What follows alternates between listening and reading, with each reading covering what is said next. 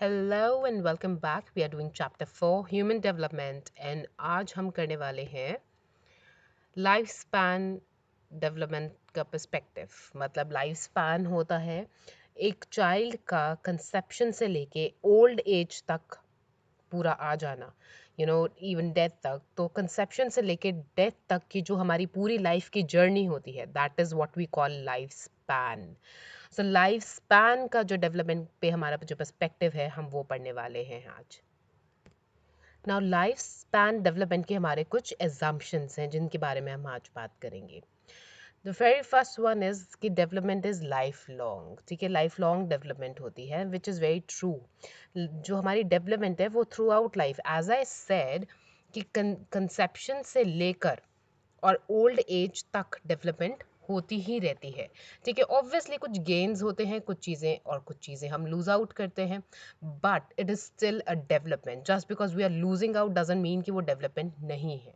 Okay, इसीलिए बहुत ही dynamic होती है डेवलपमेंट।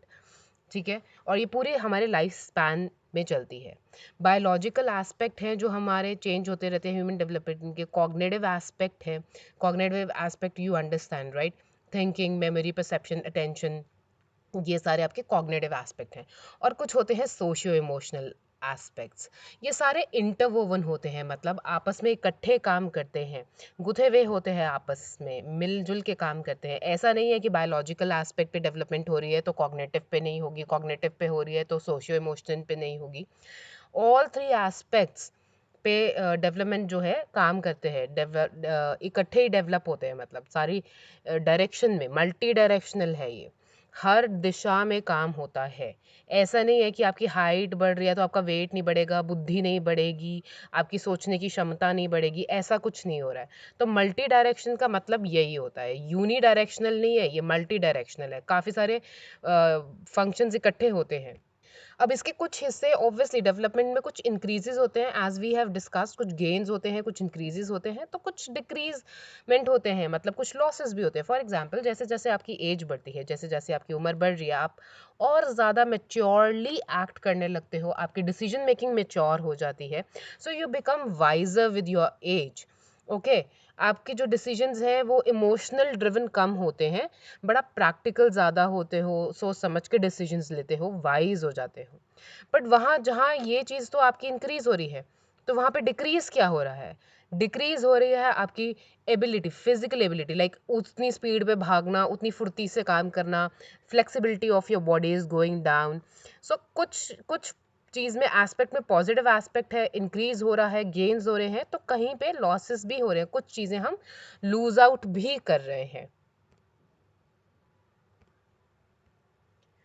नेक्स्ट पॉइंट आपका आता है, डेवलपमेंट इज हाईली प्लास्टिक।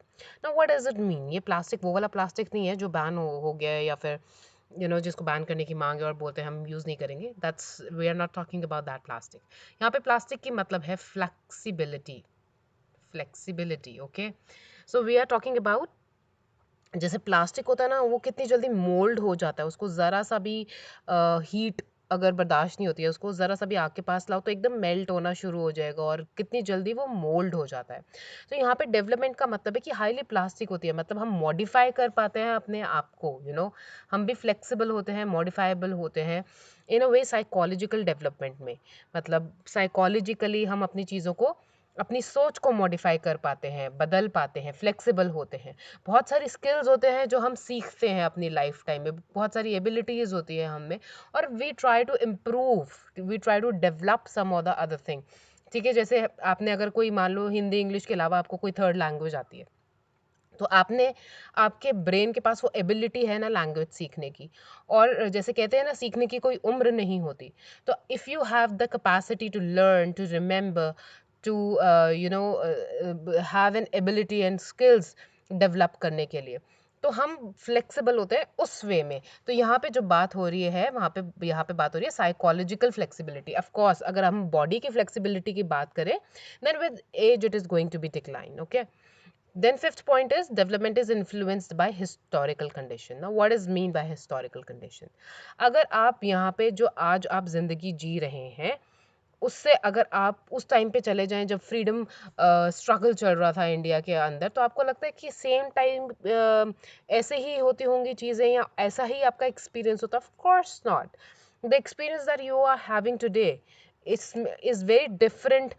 आपने सुना होगा हमारे पेरेंट्स बोलते हैं कि अरे तुम्हारा टाइम तो इतना अच्छा, हमारे टाइम पे तो ऐसे नहीं होता था, हम तो स्कूल ऐसे जाते थे, हम तो स्कूल वैसे जाते थे, हमारा स्कूल इतनी दूर हुआ करता था, we use to you know walk so much or we used to go on cycle or something like that।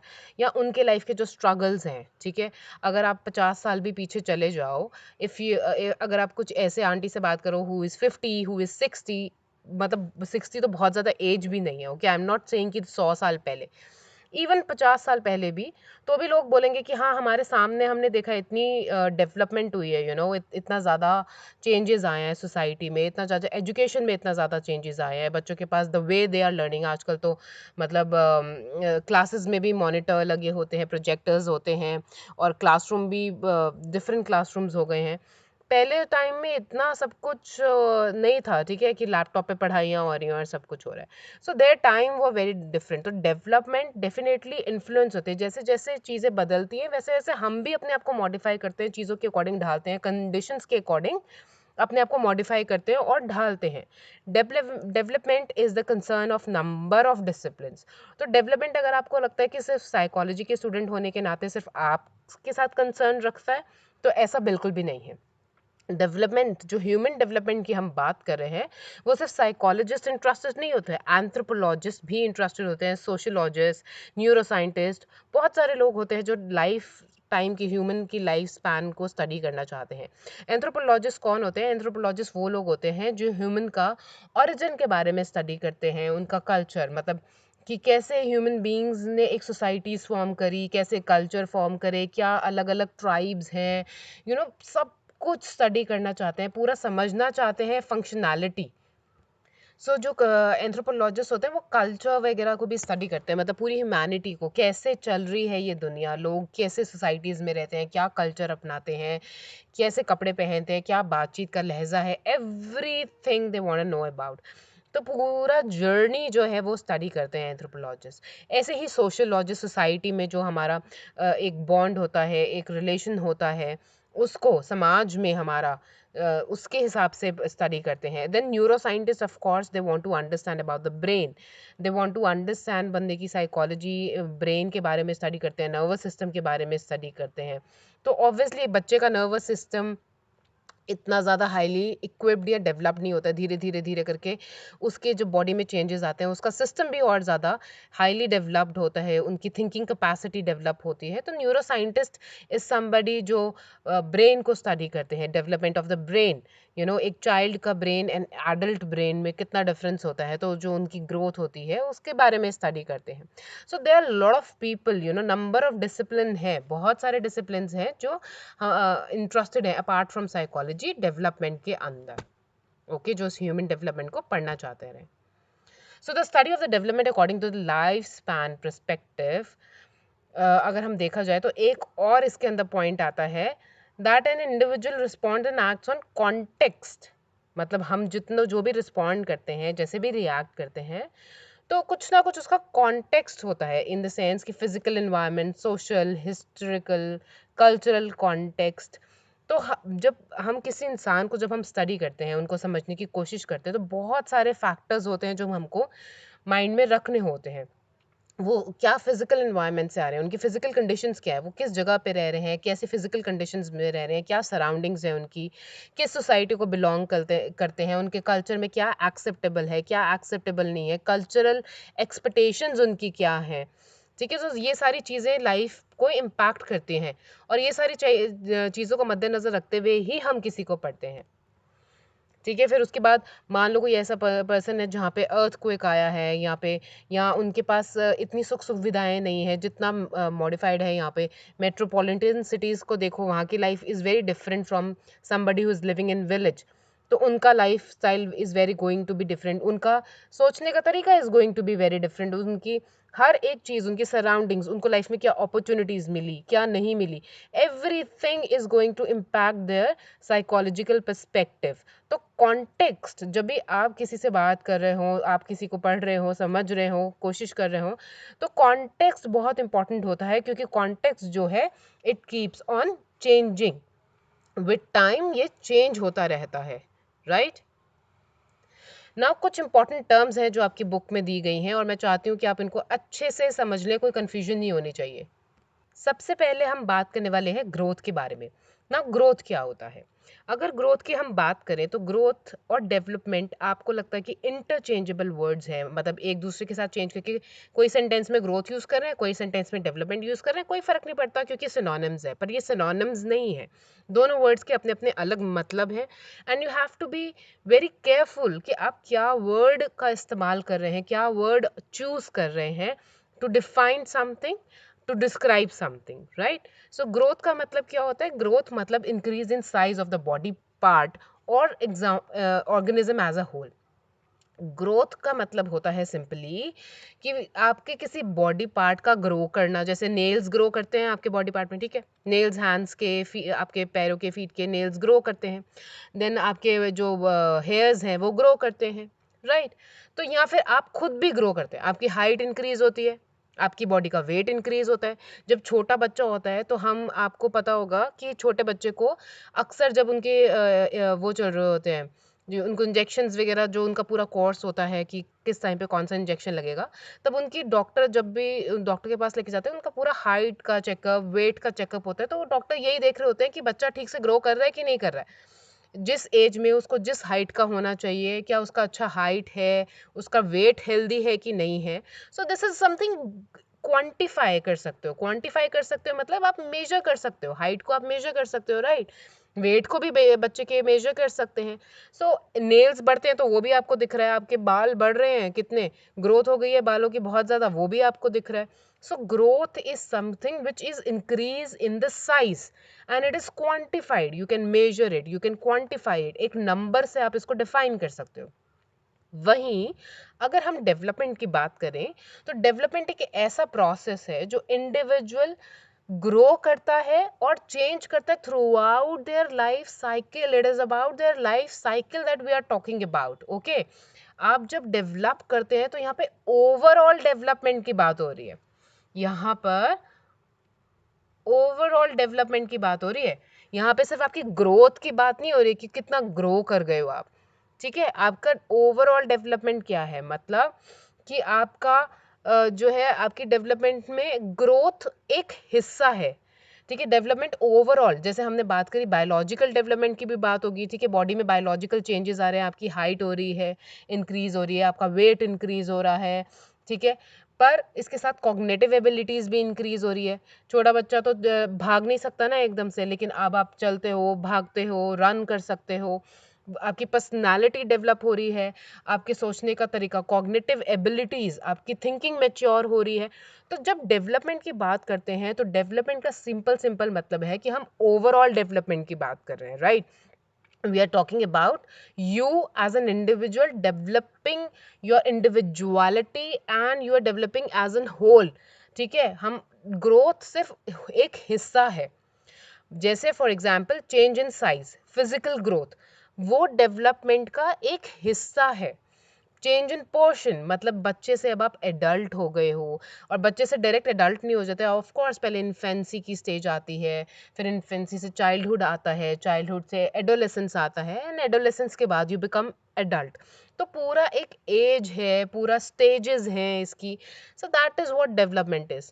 Change in the features, ठीक है, आपके जो दूध के दांत टूट जाते हैं, और फिर बोलते हैं ना बच्चों के टीथिंग जब वो करते हैं तो पहले वो दांत आते हैं, फिर उसके बाद वो चले जाते हैं, फिर एक बार दांत टूट के, और फिर हम बोलते हैं कि जो है इसके बेबी टीथ चले गए हैं, अब इसके न्यू टीथ आ गए हैं, और नए नए फीचर्स आप एक्वायर करते हो। छोटे बच्चे को की ग्रिप नहीं होती है, ठीक है, उनको चम्मच पकड़ना, अगर कभी खाना खाते हुए देखो उनको चम्मच पकड़ना नहीं आता, चीज़ें ऑब्जेक्ट्स को होल्ड करना नहीं आता, उनकी ग्रिप नहीं होती, पर धीरे धीरे उनकी जो मसल्स हैं वो डेवलप होते हैं और ज़्यादा स्ट्रॉन्ग होती है उनकी बॉडी, उनकी बोन्स स्ट्रॉन्ग होती है, तो वो धीरे धीरे अपना बॉडी वेट संभालना शुरू करते हैं, चीज़ों को पकड़ना शुरू करते हैं, उनके फाइन मोटर स्किल्स डेवलप होते हैं, विच मीन्स कि उनकी फिंगर अच्छे से मूव कर सकती है, पेन पर पकड़ना सीखते हैं, पेंसिल पकड़ना सीखते हैं, लिखना सीखते हैं।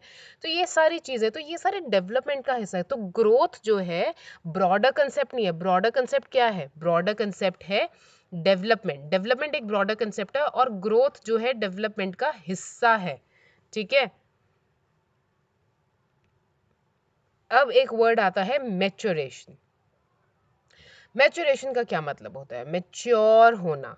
ठीक है, मैच्योर होना which is followed by orderly sequence. As I told you कि पहले इन्फेंट होते हैं, फिर इन्फेंट से इन्फेंसी से हम जाते हैं चाइल्डहुड की तरफ, एडोलेसेंस की तरफ, एडल्टहुड की तरफ, ओल्ड एज की तरफ। तो ये सब चीज़ों की बात हो रही है। नाउ मैच्योरेशन की अगर हम बात करें तो कहीं ना कहीं इसमें जेनेटिक ब्लूप्रिंट की भी बात करनी चाहिए। जेनेटिक ब्लूप्रिंट में क्या मतलब है कि आपने सुना है कि कभी कभी बोलते हैं कि इसने ना बड़ी लेट चलना शुरू किया था या इसने बड़ी लेट बोलना शुरू करा था।